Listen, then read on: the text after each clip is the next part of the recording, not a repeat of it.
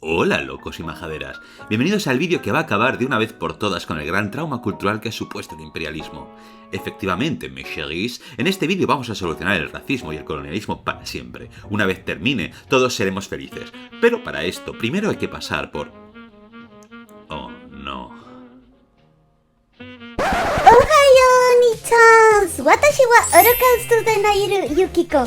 La cultura occidental está en peligro, vaca.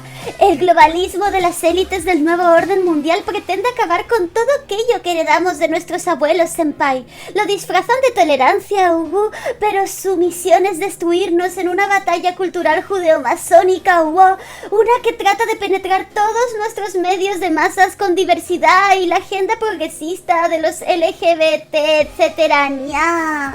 Lejos quedaron los clásicos valores familiares, la patria, el trabajo, Dios, la familia, el sensei.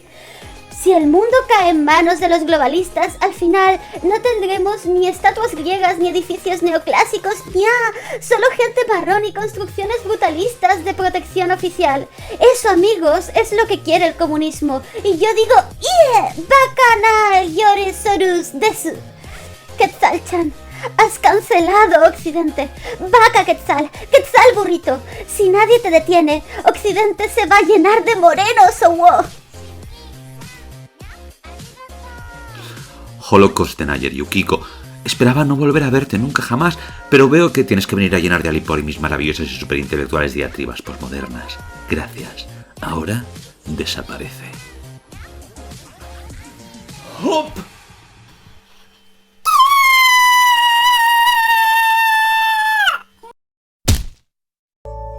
Break, heartbreak, fail, live or fail, but if you can hear me complaining, I'm neither dead or in jail. Hola, amigos de la cultura occidental. ¿Cómo lleváis ese neoclásico arquitectónico? No te olvides de darle like y subscribe al vídeo ahora mismo o tal vez acabarán quemando el neogótico Parlamento de Budapest. Nos hemos reunido aquí para defender la cultura occidental, los principios ilustrados, la unidad de destino en lo universal, y por eso os propongo poner en los comentarios cómo de cultura occidental sois en un porcentaje. Yo soy muy occidental, tanto que tengo el dominio sobre la razón, el logos, y puedo crear una utopía de esta descreída humanidad. Antes de tratar de abordar este complejo tema, lo más sencillo es ver la cultura occidental según la entienden nuestros amigos de la derecha más rancia. Para ello recurriré al famoso canal de propaganda derechista PragerU, financiado por los magnates del petróleo de la familia Koch. Voy a tener que poner cortes por razones de ritmo y simplicidad, pero podéis mirar sus vídeos si queréis la propaganda completa. Why has Western civilization been so successful? There are many reasons, but the best place to start is with the teachings and philosophies that emerged from two ancient cities, Jerusalem and Athens. Jerusalem represents religious revelation as manifested in the Judeo-Christian tradition. The other city, Athens, represents reason and logic as expressed by the great Greek thinkers, Plato and Aristotle, and many others. By investing reason with so much power, Greek thought became integral to the Western mission. Nowhere is this more perfectly expressed than in the American Revolution, in which the founding fathers took the best of the European Enlightenment, with its roots in Greek thought, and the best of Judeo-Christian practice, with its roots in the Bible, and melded them into a whole new political philosophy. So again, we need both Jerusalem and Athens, revelation and reason. And yet many want to reject both. These people call themselves progressives. Ironically, they want to take us backwards to a time when man was governed neither by reason nor faith, but by feeling, and therefore back to a time of moral chaos and disorder, of feeling over fact. Aquí, el pitufo fascista Ben Shapiro nos ofrece una muy parcial y muy simplificada visión masticadita con gráficos cookies. Su tesis es que los pilares fundamentales son la religión judeocristiana y el logos de la filosofía griega, una suerte de colaboración entre la superior moral cristiana y la racionalidad científica de los griegos, creando la culminación de Occidente que se simboliza a través de los padres fundadores de Estados Unidos, que mezclaban ética cristiana y racionalidad griega para crear la maravilla que es un país sin seguridad social. La existencia de la esclavitud en Estados Unidos, aprobada por los padres fundadores y mantenida durante siglos, o el colonialismo salvaje que destruyó a las civilizaciones precoloniales, pues bueno, parece que se le ha olvidado. Un pequeño error que se le pasa a cualquiera, especialmente cuando está trabajando para magnates del petróleo. Hacia el final hace un hombre de paja del progresismo, ponderando que se busca sustituir la ciencia y la fe por la dictadura de los sentimientos. Y ya sabemos que facts don't care about your feelings. It would be a fatal mistake to follow the progressives. Stick with Athens and Jerusalem. I'm Ben Shapiro, editor of The Daily Wire and author of The Right Side of History. El autor de El lado correcto de la historia parece convencido de que toda oposición a sus definiciones rancias de Occidente es una marabunta de seres sentimentaloides que rechazan la razón y la fe. Para él, cualquier movimiento que tire por la izquierda es, por definición, antioccidental, incluso si se basa en la ciencia o la moral cristiana que, por cierto, influencia para bien o para mal los principios de su denostado progresismo, con eso de la fraternidad y el pax et bonum de la orden franciscana. Pues bueno, pitufo, tengo hechos a los que no le importan nada tus sentimientos y me dispongo a exponerlos. Vista la visión de Occidente que más sarpullidos da, voy a intentar armar mi propio argumento. La cultura occidental se sitúa en lo que el filósofo argentino Ernesto Laclau llamaría un significante vacío, un término cuyo significado es complejo, pero intentaré resumir en pocas palabras. En su libro La razón populista, Laclau habla sobre cómo las revoluciones sociales se integran en torno a conceptos que no tienen un significante claro, pero son ideas alrededor de las cuales construir un proyecto político. Cuando hablamos de conceptos como patria, pueblo, casta o libertad, usamos palabras de definiciones vagas que se adaptan al relato político populista del momento, para bien o para mal.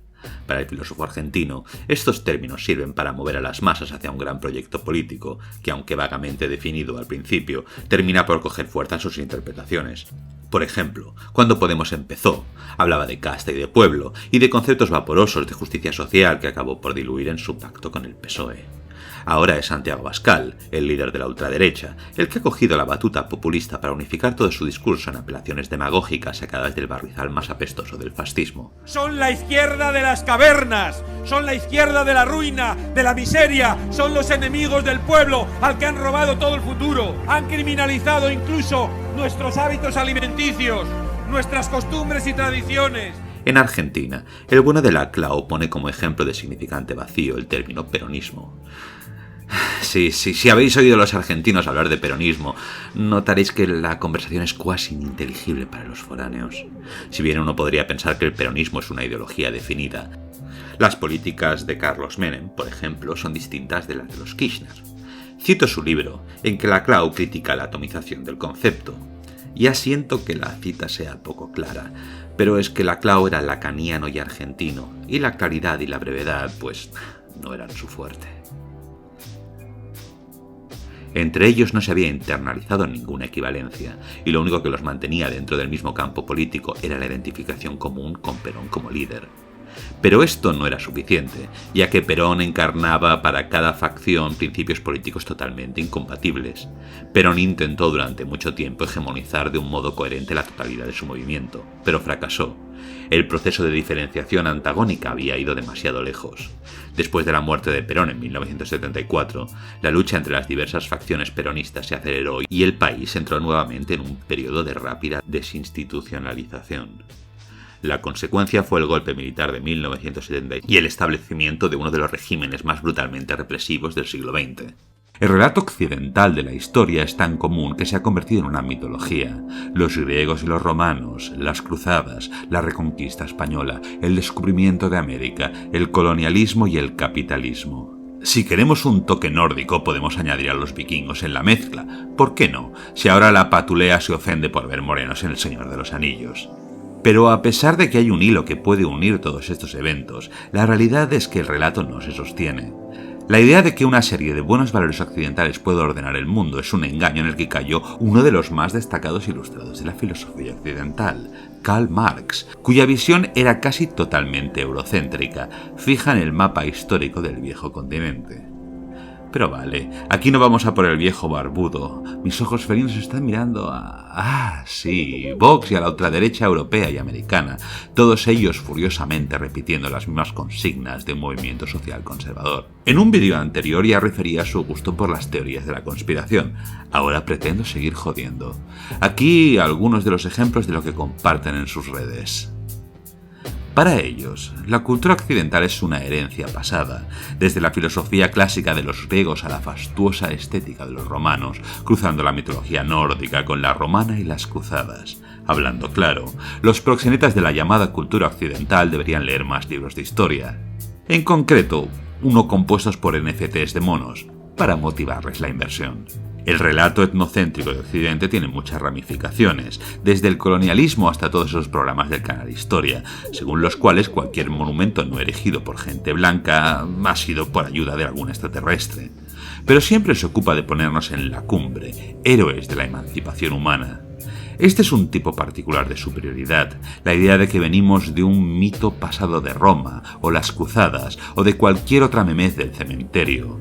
Eso es lo que llamamos el pasado mítico, que según el profesor de filosofía de la Universidad de Yale, Jason Stanley, es la proyección idealizada del pasado como una era a la que conviene regresar y el pilar fundamental del fascismo, la unidad nacional a través del constructo de una leyenda pasada, con la nostalgia de aquel tiempo inmemorial.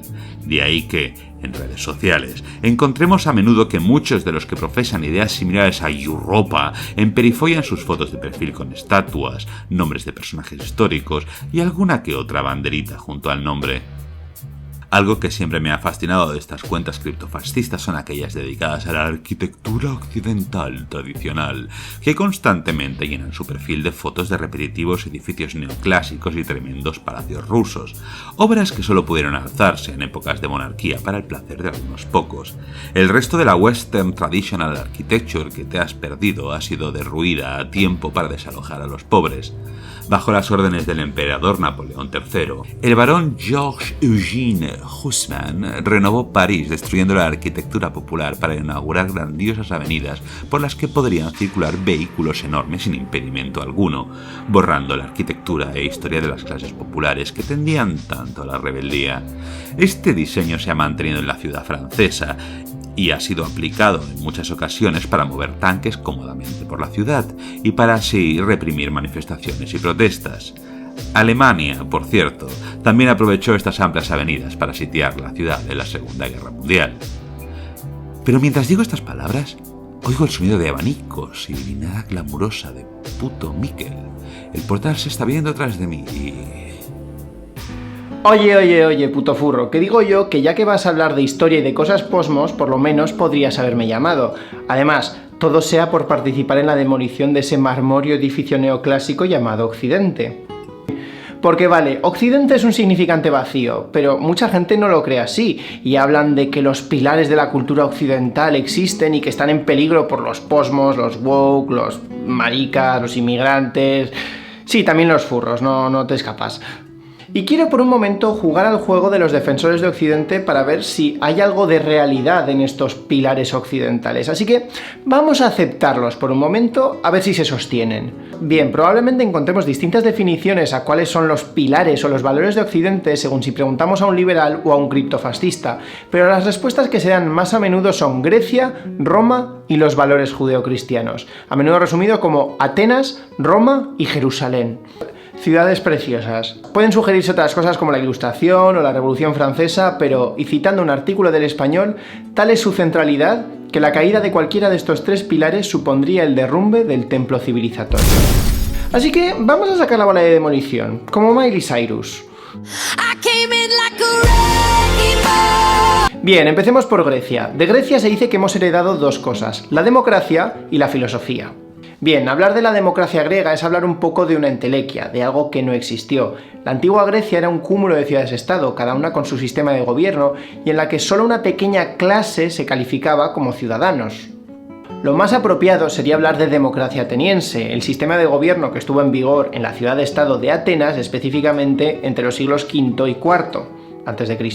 Pero aunque lo llamaban democracia, su sistema poco tiene que ver con las democracias liberales. Una mujer, un esclavo o un extranjero, y esto incluía ciudadanos de otras polis griegas, no podían votar, y en total solo 1/3 de la población podía participar en votaciones o en el gobierno. Además, pensar que nuestras democracias están basadas en un sistema de gobierno que se perdió hace 2300 años es un poco una fábula en la que elegimos creer. Los ilustrados que formularon ideas como la separación de poderes o que criticaban a las monarquías absolutas estaban mucho más familiarizados con algunos sistemas asamblearios que existían en su propia época. Algunos eran herencias del gobierno de ciudades libres o burgos de la Edad Media, pero también conocían y fueron influidos por otros sistemas de gobierno asamblearios que estaban vivos en la época y que no venían de Europa o de ese glorioso árbol que llamamos Occidente, sino de tribus indígenas de Norteamérica, como por ejemplo el sistema de gobierno de las tribus confederadas de los Haudenosaunee, con quienes los colonos ingleses y franceses tuvieron muchos encuentros comerciales y también incluso debates que dieron pie a los numerosos escritos del Barón de la Hontan o a mitos como el del Buen Salvaje, que marcaron mucho la filosofía ilustrada. Y en cuanto a la filosofía, decir que todo desarrollo de la filosofía occidental desde la Edad Media creció impoluto de la cabeza de Aristóteles sería olvidar convenientemente que si la filosofía griega sobrevivió para influir en tu querido San Agustín, o Voltaire, o Kant, fue gracias a las traducciones árabes de la Escuela de Bagdad o las traducciones del árabe al latín de la Escuela de Traductores de Toledo. Y estas traducciones árabes no solo eran traducciones, iban además con comentarios. A Santo Tomás no solo le influyó Aristóteles, también le influyó Avicena. Y de hecho, si hay algún cartesiano en la audiencia, os invito a que busquéis El hombre flotante de Avicena para ver si el gabacho no le plagió un poco las ideas a nuestro querido Ibn Sina. Vale, suficiente con Grecia. A ver, los romanos. ¿Qué han hecho los romanos por nosotros? Pues sí, muchas cosas. Esto no es el sketch de Monty Python ni consiste en decir que Roma está cancelada, que no tuvo ningún impacto ni ninguna importancia. Por supuesto, a su vez, la cultura romana no bebía solo de elementos europeos como puede ser lo griego o lo etrusco, bebía también de lo egipcio, de lo fenicio o de lo persa. En cada región del imperio, el pozo celta o íbero o bereber se juntó con otros tantos elementos y acabó creando formas muy locales de ser romano. Pero supongo que lo que la gente dice que le debemos específicamente a Roma, más allá de los acueductos, las carreteras o la paz, es el sistema de derecho. Y si algo saben los alumnos de Derecho desde primerito de carrera, es que el derecho romano es la base de nuestro sistema legal. Claro que el derecho romano no tiene mucha importancia en el sistema legal en la muy occidental Inglaterra o en Estados Unidos, así que tampoco parece que sea una característica esencial sin la cual no entenderíamos Occidente. Por último, los valores judeocristianos. A ver, que nadie aquí se alarme y no dejéis comentarios diciendo que estoy ofendiendo a los sentimientos religiosos. Hacedlo, y así le estimuláis el algoritmo al furro. Podéis estar tranquilos porque no voy disfrazado de Jesucristo. Para empezar, porque Jesucristo no era blanco. Solo soy la muy apaleada Occidente. Hoy en día podríamos pensar que Occidente son los cristianos, mientras que Oriente son los musulmanes, los que rezan raro. Pero el término Occidente nació también para distinguir la Iglesia católica de la Iglesia ortodoxa de Oriente. Aunque viendo la situación en Ucrania, supongo que Huntington sí que tenía razón con esto del choque de civilizaciones entre Occidente y Oriente. Close enough. Por otro lado, incluso si pensamos en católicos y protestantes como los valores judeocristianos de Occidente, no hay nada más europeo que pegarse entre unos y otros por diferencias nimias en cuanto a la interpretación de unas escrituras. Que si Dios es uno y trino, que si no, que si en realidad es solo uno, que si tus santos son una tontería, que si me debería poder divorciar para decapitar a mis mujeres, que si la Virgen María en realidad no era virgen, o que si unos señores escaparon de la Torre de Babel, acabaron en el continente americano donde recogieron unas escrituras que dejaron enterradas en una colina perdida en el Nueva York profundo. Cada uno tiene sus fetiches. Y entre todas estas diferencias, lo único que se comparte son una serie de referencias comunes o los nombres de una serie de profetas. Y bueno, sí, algunas bases comunes como por ejemplo, no matarás. Lo cual está muy bien, sí, pero me parece que es poner el listón un poco bajo para hablar de que ese sea un valor exclusivamente judeocristiano. Porque, ¿qué hacemos con la diversidad de valores dentro del cristianismo? ¿Qué haría una cosa más o menos occidental que la otra? ¿Es más occidental la ética protestante o es más occidental tener la misa en latín? El Islam reconoce a Jesús como profeta y recoge la tradición judeocristiana. ¿Los metemos en el club? Escoger un puñado de rasgos para crear una definición puede servirnos, pero no va a sostenerse cuando busquemos que esos rasgos se hayan mantenido estoicos y en pie a lo largo de siglos o milenios. Como fábula o cuento para irse a dormir y soñar con las columnas jónicas que sostienen el templo civilizatorio puede venir bien. Pero no olvides que tu querido arte griego, con su mármol blanco, símbolo de pureza, y de tu piel blanca, lucía más bien como una concursante de Drag Race. ¡O Gracias, Miquel, por traer tu perspectiva reinona a este canal. Es que yo no soy lo suficientemente divina. Pero volvamos al tema, a nuestra inigualable cultura occidental. Este mejunje dispar de ideas, religiones y costumbres, con notables escisiones religiosas y guerras nacidas de tales escisiones, luteranos y católicos en una lucha sin fin que todavía permea en Irlanda, las grandes derrotas de España a manos de los ingleses, y ese maldito Enrique VIII marcándose un Brexit de la Iglesia Católica para poder decapitar a sus mujeres. La lista de nuestras guerras internas es larga y tórrida, pero en cada herida hay una tesis y una antítesis, y cada una hace mella en la carne abierta. Y quizá la cultura occidental es eso, el complejo cicatrizar de cientos de guerras que todavía palpitan, que aún nos aterrorizan. Pero nada de esto se parece al pasado de míticas uniones que el fascismo intenta vendernos como la gran cultura, y que no es más que un trampantojo, una cortina roja sostenida con columnas corintias de papel maché, detrás de la cual hay una galería de mitos petrificados, unos falsos tótems ahistóricos para venerar. Al final, solo es un pastiche de simulacros, un teatro falso en que todos los significantes vacíos se desmoronan como marionetas yertas. Porque los ideales de Occidente son múltiples como todas sus filosofías, son 13 e infinitos. El marxismo no amenaza a la cultura occidental porque también es cultura occidental. Lo mismo se podría aplicar a la teoría queer, al postestructuralismo o a las putas adaptaciones de Netflix y Amazon. Porque para que todo esto pudiera surgir, fue necesario el muy occidental capitalismo, la ilustración, las vanguardias y la desigualdad inherente al sistema. Pero por encima de todo, el mítico pasado de Occidente es un relato que excluye incluso a muchas culturas occidentales. Un ejemplo fácil sería la forma en que el pasado mítico español considera que los siglos de influencia árabe sobre nuestra cultura son un mero accidente que podemos recontextualizar como una invasión y una reconquista. Pero más importante aún es la ética subyacente a la presunta cultura occidental. La hegemonía anglosajona ha llenado de moral luterana este concepto, incluyendo su noción explotadora del trabajo. Tal y como la definió Max Weber en su libro La ética protestante y el espíritu del capitalismo, publicado en 1905, esta obra explora las relaciones entre la religión luterana y la moral del capitalismo. Es demasiado complicado como para reducirlo a 2 frases en un vídeo, por lo que os animo a informaros sobre el texto completo.